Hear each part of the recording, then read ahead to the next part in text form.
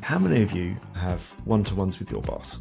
And are they effective? Because I think they'll be quite shocked with the result. The line management capability, the leadership capability is mixed at best in most organizations. When you think about your career, don't just think about the job, think about the arc and the support and the environment that you're going into. I think I agree with all of that, but I think in practice, I love the experience. I'm looking forward to the bar.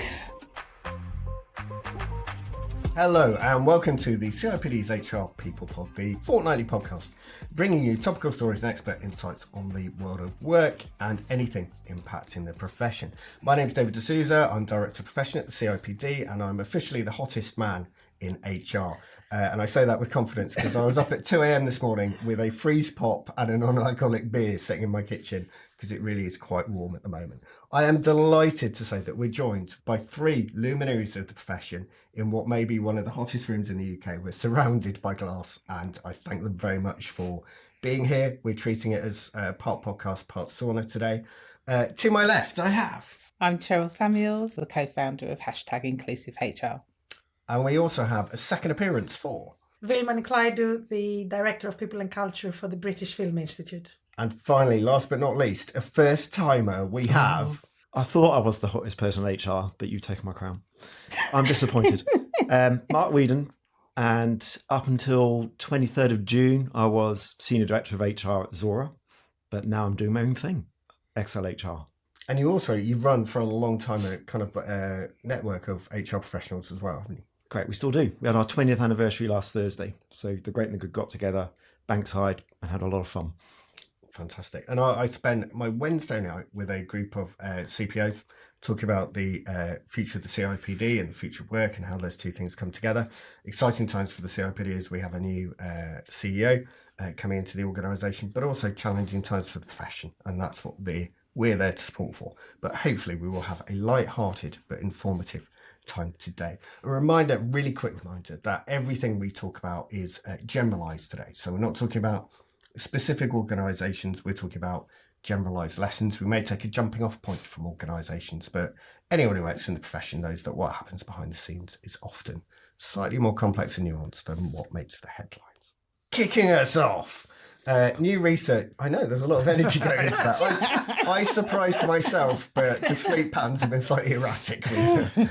Kicking us off, new research from Reward Gateway and Eden Red suggests that managers are falling short when it comes to giving employees regular goals and career progression reviews. Recent survey found that over a third of UK employees said progression wasn't regularly reviewed, and the findings point to a real cost there, with 74% reporting career progression support would boost their productivity. So essentially money's being left on the table for organisations investing in people, not getting the most out of them. Separate research from Leadership IQ, surveying HR directors and executives, found that only half their managers were comfortable telling someone not yet or not this role. So having those difficult conversations that set expectations or help frame development. So there's a gap on both sides of this equation and no one's benefiting from it. So before we do anything else and talk about that problem for organisations, I wanted to have a conversation about whether you've ever had a situation where someone said, this isn't the time for you to push onwards, or actually this isn't the pathway for you to push onwards. I know at least one person in this room has, so who'd like to go first? I had this conversation with more than one line managers actually, but there was a pivotal moment in my career where I really wanted the internal promotion that was on offer, and I was told you could, but we are looking for something broader, and it was difficult to define what that broader was, and it prompted me to go and find a much better job and a much better paid job. So I look at that not as a kind of necessarily a failure, or it was a challenge. It got me up in a career pathway that benefited me, and I never think it's a bad thing for people to try other things.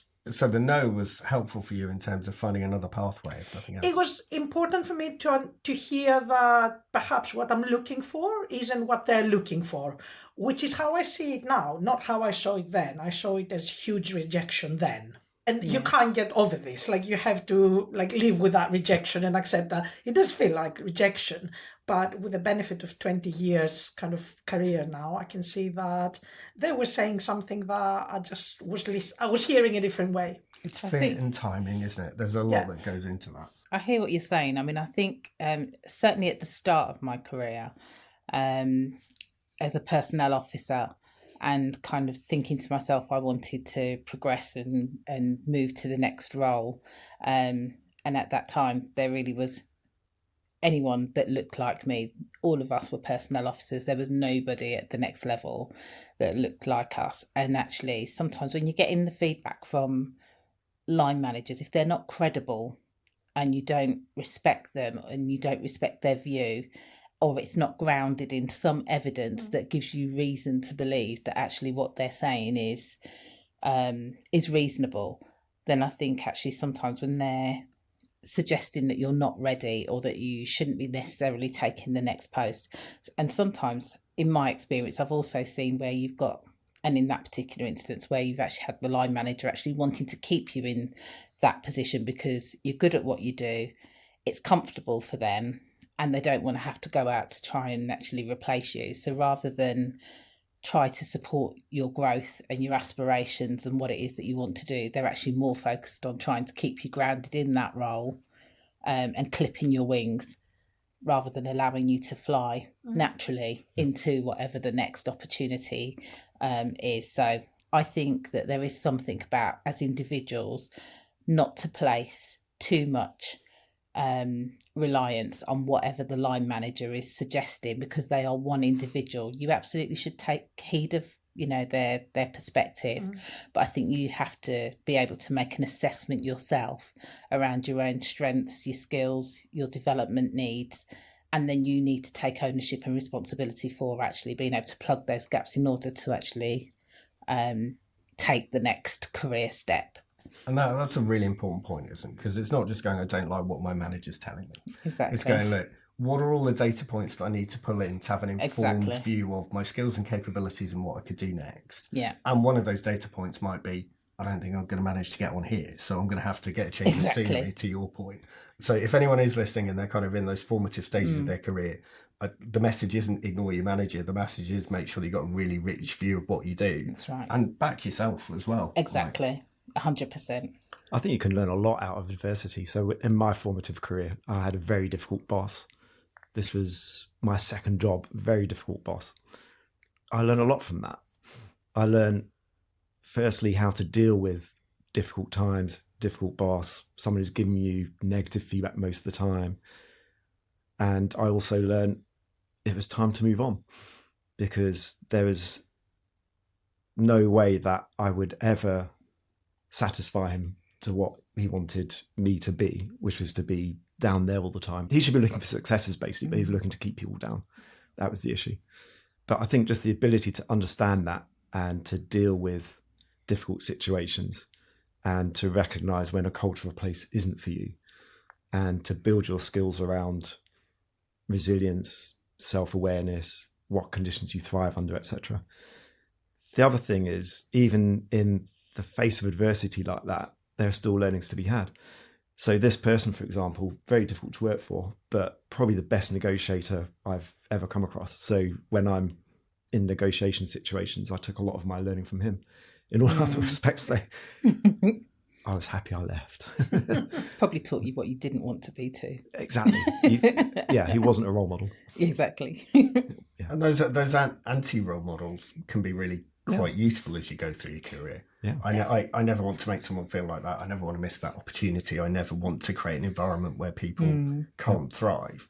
That can be a lesson for your whole career as well. Definitely. If we look at it from a different angle and think about the cost of avoiding those conversations to organisations. So you're three people who've thrived throughout your careers, not uniformly, I'm sure, like it's a bit of a roller coaster at times, but you've had people who haven't created the right environment to nurture that. What's the organisational cost of that? I think I've seen it in 2 or 3 organisations, and the cost is both direct and indirect. So the direct cost is obviously people who leave, and you've got the direct cost of having to backfill. You've got the direct cost of having to incur recruitment fees, all that sort of stuff. So there is I'll say dollars because I work for US companies most of my time, but there's a monetary cost associated with that. And then there's all the indirect costs. So you get the indirect costs associated with decreased engagement, decreased productivity, low morale, people scooting off because they're voting with their feet to somewhere else. But the cultural angle for me is always the big one, because a lot of companies, they invest a lot in people and they want to have progression paths and they want to see people develop to the next stage. They want to have succession slates, etc. But every time there isn't that sort of conversation going on, there isn't development planning, there isn't real-time feedback on performance, etc., then you're just eroding that culture ever so slightly on an ongoing basis until someone gets a grip of it and says, hey, we need to change this. So for me, there's a direct and indirect cost associated with it. I think what I would add alongside that is just more around I think it widens the inequity gap, because actually you look at the sort of people that are actually getting those opportunities will be the people that are actually visible. And there's lots of people that are kind of invisible. They're not sort of putting their hand up for things all the time. They're not necessarily shining brightly. They're not the people that are chosen all the time. And actually those people quietly, if they go unnoticed, and because those conversations are not happening, then actually you lose the talent and the talent walks out the door and goes elsewhere. But actually, when you look at the demographic profile for the organisation, I think that you start to see the gap widening around some of the inequities in the workforce. So that's probably exacerbated by COVID, for example, those organisations which still have an emphasis on hybrid working or still have quite a large component of remote working, because then you've got people who might not come to office at all. Do you find that there's a kind of a presenteeism element to that as well? I think there is a bit of a mix in terms of the experience around that. So you've got to be able to spot your talent. Yeah. You've then got to be able to have the right conversations with your talent. That gives you the chance to have your best people thriving and growing with you. If you don't do that, there's a range of costs that's sitting around that. And the cost to leadership, like cost to inclusion and equity, absolutely. Cost to culture, cost to leadership as well. Leadership is completely undermined. Our own personal leadership, if as leaders we can't have those conversations, that's what a leader is paid to do, amongst other things. So one of the things that I kind of carry as a sort of responsibility, and I'm sure others, is kind of, if I have to have that conversation, either you're not ready or you are ready or whatever, how do I hold that conversation with as much sort of safety, integrity, clarity? So we're looking for something broader. Well, what does this mean? What does this mean? Tell me, name it, and then I can peg myself against it and see where I am. So definitely cost to leadership if we don't do it properly. And it's that specificity, isn't it? So it's not just you need to be more strategic. It's like, look, this is what it would look like. This is how I'm going to help you. This is how, as an organisation, I'm going to structure it. We believe in you. You know, this is how we're going to create that environment for you to thrive. But that is the common feedback that sometimes you get is, you go for a senior position, it's like, oh, actually, you don't have enough board experience. You don't have enough strategic experience. Like, what is the strategic experience you're actually looking for? Bring it to life for me. Exactly.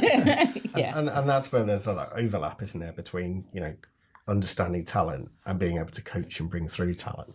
But for any organisation that wants to thrive over any amount of time, I talked the other night, actually, really good conversation about talent engines. Where do you go to become a great professional? The places where you go, if you do a few years there, you're going to learn your craft, and that generation of practitioners will then support the next. And there's definitely something that when you think about your career, don't just think about the job, think about the arc and the support and the environment that you're going into, because it all accumulates over time.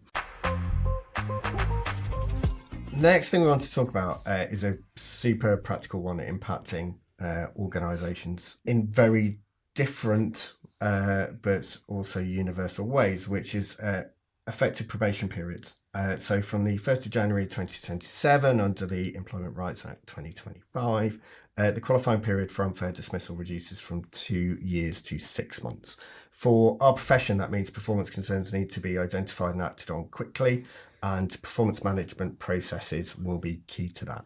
So this isn't about the wider detail of the Act, but want to talk about what you're doing in organisations or organisations that you're working with to prepare for that change, and what more you think you need to change and how substantial it might be? I always think sometimes kind of as a HR person, you think this is a lot of work. And then the other part of your brain is, and what a gift this is to employees, to manage, kind of managing things early, properly, with care, with timeliness.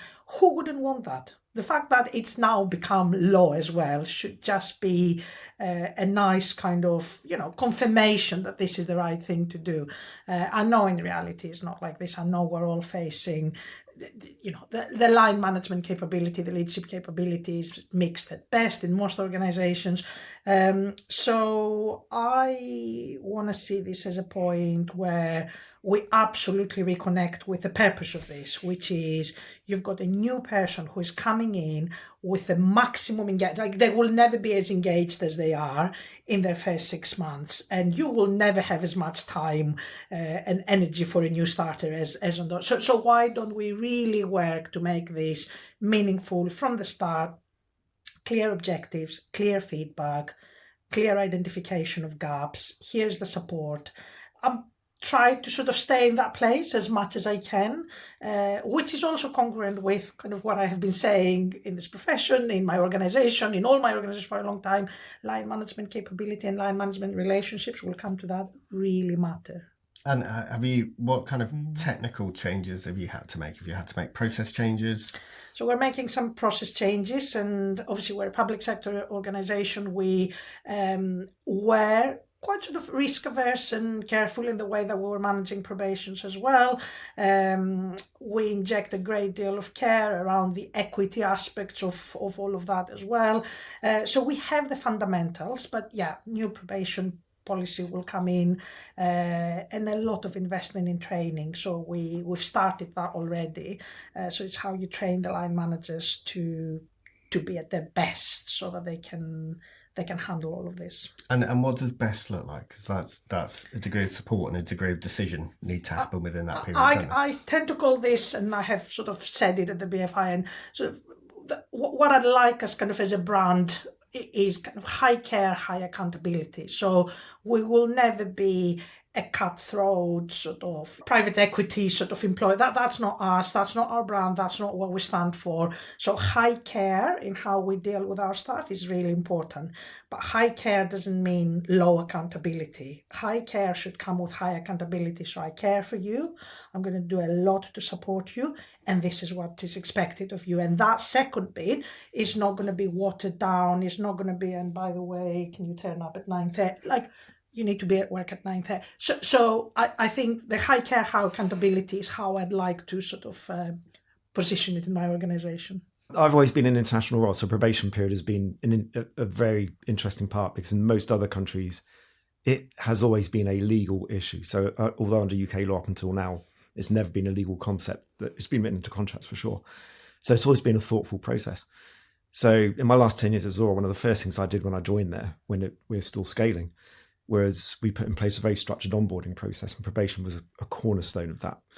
So we'd have a -30, 0, week 1 month, 30-day, 60-day, 90-day process. And in that, there would be things like welcoming the person, showing them around, setting them objectives, clarifying what those expectations are, allocating a buddy so that there's somebody you can go to, say, what does this acronym mean, and where the loos and all that sort of thing. So familiarity, that's very important.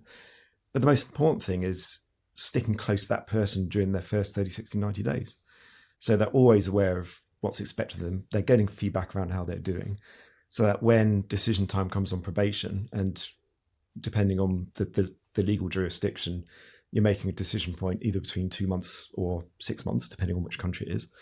You know what's going to happen. It's not a mad scramble at the end saying, shit, this probation period's up in 1 week's time. We've got to think very quickly around whether we extend, if you can extend in a particular country, whether we extend or terminate, or whether we pass it.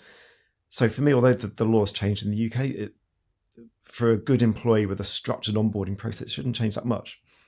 You set expectations, you have ongoing dialogue, there's always ongoing feedback, you're sticking close to them, there's no surprises.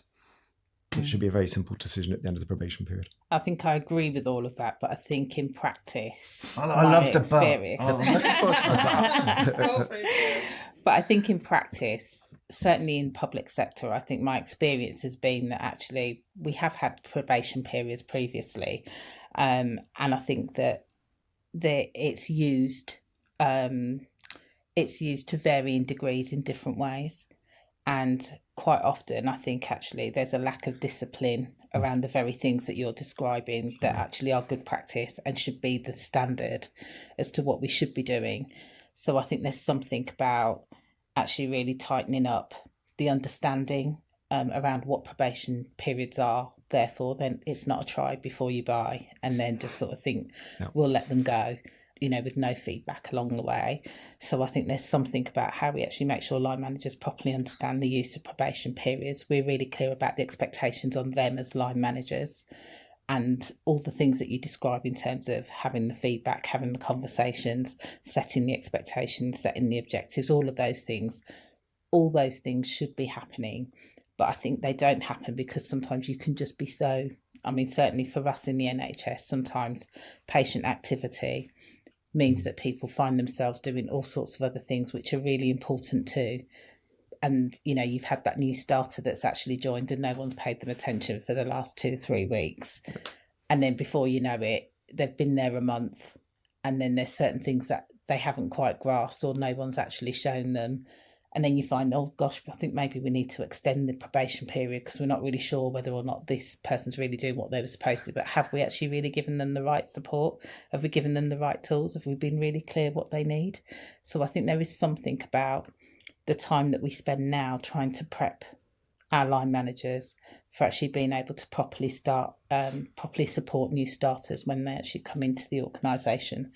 And I think also just we have to keep that watchful eye around the actual equality, diversity and inclusion element, around the fact that actually there are going to be people from particular protected characteristics that are more likely to find themselves on the sharp end of probation periods that are not confirmed. And I think we have to make sure that we're doing right by staff. And so that values-driven leadership that we actively encourage is what we need to see shining through in how probation periods are handled, which that's articulated perfectly. There's a clarity thing as well, though, isn't there? Because I think in some organisations, which I'm aware of, there's line managers who think it's an HR thing. An HR thing that's saying, hold on a minute, it's the line manager's responsibility to manage your people. That's the positioning, right? So I think what you said was key, which is enabling managers to make sure that they are aware of what they need to do during the probation period to make sure it's a thoughtful process and well governed as opposed to an afterthought, which it quite often is. Yeah. Just come back to the HR bit though, because on that Eden Red report, which you referenced, for example, it said, I think there was a statistic which is 43% of HR professionals believe that managing performance, having these discussions, etc., is line manager responsibility. That 43% should be 100%. And I looked at that was the most shocking statistic for me out of that report. Where's the rest of the 57%? Come on, guys. Yeah, we're not there every single day with the people, coaching them, kind of within the teams, leading the teams. That's in someone else's job description. Yeah. It's key. So I think one of the things that's clear with this, and actually with the other elements of the ERA, is that the risk burden for organisations shifting. There's an argument should always have been doing this, but actually if you're not doing now, there's a legal risk as well that sits behind it. We will link to our ERA tracker. So if you are sitting there going, I'm still not quite sure when things are happening, what I need to do, what I need to put in place for this and a range of other parts of the Act, you can, as a member, make sure that you're getting that value as well. It's not a good time not to be sure about what's happening when. Not that there ever is a good time for that, but it's particularly not a good time for that. Our final topic today, we were picking up on something that Sir Charlie Mayfield, who led the Keep Britain Working review, recently said while speaking at Work and Health Summit in Westminster. He talked about rehumanising the workplace, arguing that keeping people in work starts with better relationships between managers and employees, rather than just simply increasing wellbeing programs. So how can you create the social ties in a workplace that mean that people want to turn up to work, which is to benefit the individuals, but also critical for organisations? People who are not there are quite often not contributing. I think there's a quite strong causal link between not being there and not delivering. So Our Good Work Index at the CIPD, so some of our research work has found that the quality of relationships and managerial support is consistently related to aspects of engagement, job satisfaction, and intention to quit. All of those things have a link to straightforward cost or ability to perform for organisations. And so much of that, just to a point we've touched on, runs through the relationship with the line manager. At a time where it can be quite challenging to be a manager as well because of all of the demands on their time. So what are the tricks? What do organisations need to do to help create environments where you have those sustainable relationships at work? I think you've got to actively, as line managers, really try to build relationships with your members of staff. And that means actually really trying to understand who they are, you know, what they like, what they don't like, how they work, how they, you know, what conditions are best that they're able to deliver, discussing both the work, but also not being intrusive, but I think actually being able to actually kind of know a bit about the actual person themselves. And I think something about being able to give of yourself. And I think that's something I learned myself much later in my career, around the fact that actually sometimes you've got to give a little bit of yourself in order for others to then be able to feel like they can give a little bit back. And that's how you kind of start to build moments of trust along the way, which builds psychological safety as well. So I think it's not necessarily about having to necessarily go out and have socials and things, which in some organisations that's the culture and it's normal. There are others where that's not so normal. So yeah, I think it's probably more just about you need to know enough to know what makes them tick. Exactly. Like if you're going to motivate a team of people or motivate an individual, you need to know enough, don't you, to know what's going on for them, how they think, what they need. And I guess also, you know, coming back to that whole multi-generational workforce, actually different things will be needed for different groups of people. And I guess it's knowing how you're able to actually try and relate to those people across the workforce. I have two strange... I agree with everything you said, by the way, and understanding what makes people tick is important. I think situational leadership is important, where you're understanding what drives the other person, kind of meeting them there rather than having a one-dimensional leadership style. But for anyone listening or watching this podcast, I'd like them to speak to as many people as possible and say, how many of you have one-to-ones with your boss, and are they effective? Because I think they'll be quite shocked with the result, because I've had a career doing that, and I'm always gobsmacked by the fact that a lot of managers don't have one-to-one time with their people. I was thinking, what the hell? It is the best opportunity for someone to understand who their people are, what they're doing, getting operational updates, getting that empathy, that relationship going. And this ties in with my second point, which is, on one end of the scale, I'm a big advocate of scrapping ratings-based process-heavy performance reviews, because I think if you've got an ongoing relationship on that one-to-one basis with people anyway, you don't need it. But you're on an ongoing basis, you're fulfilling the three requirements of a good performance discussion is, what's expected of me? How am I doing? So that's getting the feedback from my boss or from other people as well. And what's next for me? So that's the developmental, the progression part of the conversation. So as you're having your weekly or bi-weekly one-to-ones, 3 or 4, 2 or 3 times out of 4, it'll be operational, be updates, and it'll be relationship building, etc. But one time out of 4, you turn it over to, here's a bit of feedback, here's a bit of development, etc. So get rid of the annual process or the biannual process or whatever it is, and just incorporate it into a natural way of managing your people. So for me, the conversation is king, and starting that off with just regular one-to-ones. And it constantly amazes me how many people don't have that with their managers. And it's hard to develop a relationship if you're not seeing people with a rhythm, and some structure helps for that, doesn't it? It does. Even where they're happening, make sure they happen. So again, where they do happen, I do hear tales of people saying, oh, my boss has had to cancel it, or he shifted it, or whatever. And my coaching to managers is, how do you think that makes the other person feel? How important do they feel in your eyes when you're constantly shifting or cancelling or postponing these things? Don't do it. Social fabric within an organisation, key enabler to keeping people there, keeping people motivated, delivering what the organisation needs them to. What do you think the key parts of the recipe are for creating that? Can I just first say how much I love that a business person a credible business leader who manage kind of retail empires and all of that says what our profession says on a daily basis. I think that's really great. I really liked it when he said, rehumanize the workplace. I think there is at the heart of this, and I don't know if Charlie may use that word, is a word that is being used here, is inclusion, is how do we use our inclusion literacy as managers, as leaders, to make sure that what you think is a human kind of interaction is also what I think is a human interaction or a good human interaction, because it's not universal. I mean, there's some universal stuff, but there are individual preferences as well. So how do you navigate the kind of the collective and the individual is really important. And individual differences, reasonable adjustments, preferences come into all of that. So how we understand each other is really important. And that's why I think we should continue to invest in things like equity and inclusion in organizations, because they are not soft. They are absolutely hardcore skills that serve exactly that, the social fabric of the organization.